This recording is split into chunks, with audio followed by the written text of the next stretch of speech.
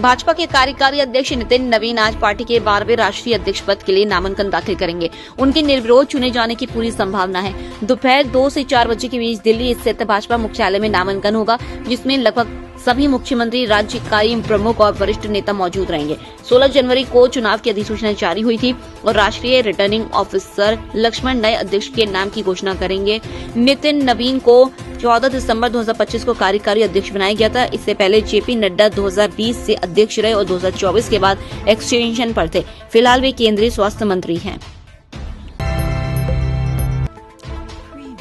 जम्मू कश्मीर के किश्तवाड़ जिले में आतंकियों की मौजूदगी की सूचना के बाद सेना ने ऑपरेशन तराशी 1 शुरू किया है।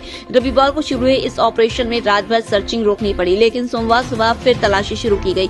घने जंगल, खड़ी ढलान और ठंड के कारण ऑपरेशन में दिक्कतें आ रही हैं। आतंकियों की फायरिंग और ग्रेनेड हमले में 8 जवान घायल हुए हैं। सुरक्षा बलों को शक है कि जैश ए मोहम्मद से जुड़े 2 से 3 आतंकी इलाके में छिपे हुए हैं।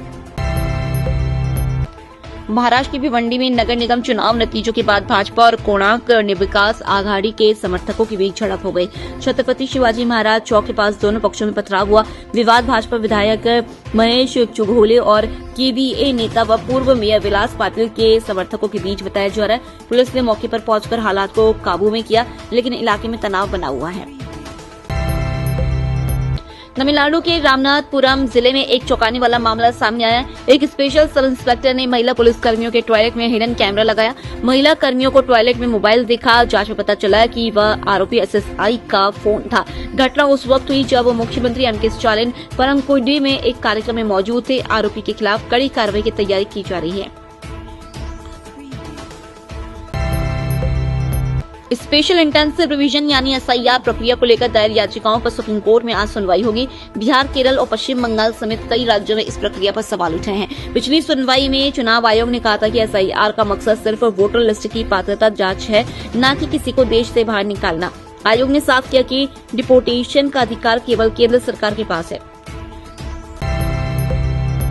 आर्कटिक में बर्फ पिघलने के चलते ग्रीनलैंड की अहमियत तेजी से बढ़ रही है। नए समुद्री रास्ते खुलने और दुर्लभ खनिजों के बड़े भंडारण के कारण यह इलाका अब सैन्य और कारोबारी नजरिए से बेहद अहम हो गया है। रिपोर्ट्स के मुताबिक ग्रीनलैंड दुर्लभ खनिजों के मामले में दुनिया में 8वें स्थान पर है। डोनाल्ड ट्रंप पहले भी इसे खरीदने की बात कर चुके हैं, लेकिन अब उनके बयान को गंभीर चेतावनी के तौर पर देखा जा रहा है। ईरान के राष्ट्रपति मसूद पजेश्कियान ने चेतावनी दी कि अगर supreme leader Ayatollah Ali Khomeini पर हमला हुआ तो इसे ईरान के खिलाफ जंग माना जाएगा। उन्होंने कहा कि किसी भी हमले का कड़ा और पछतावे वाला जवाब दिया जाएगा। ये बयान अमेरिकी राष्ट्रपति डोनाल्ड ट्रंप की चेतावनियों के बाद आया। ईरान में जारी हिंसक प्रदर्शनों में अब तक करीब 5000 लोगों की मौत हो चुकी है।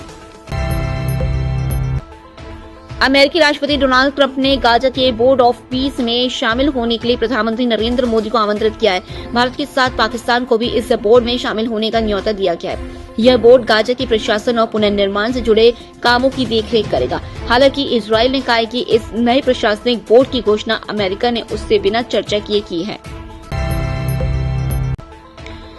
स्पेन के कोर्डोबा प्रांत में रविवार रात एक बड़ा रेल हादसा हुआ। एक ट्रेन पटरी से उतरकर दूसरी ट्रेन से टकरा गई, जिसमें अब तक 21 लोगों की मौत हो चुकी और 73 यात्री घायल हैं। दोनों ट्रेनों में करीब 500 यात्री सवार थे। राहत और बचाव कार्य जारी और घायलों को अलग अलग अस्पतालों में भर्ती कराया गया। मृतकों की संख्या बढ़ने की आशंका जताई जा रही है।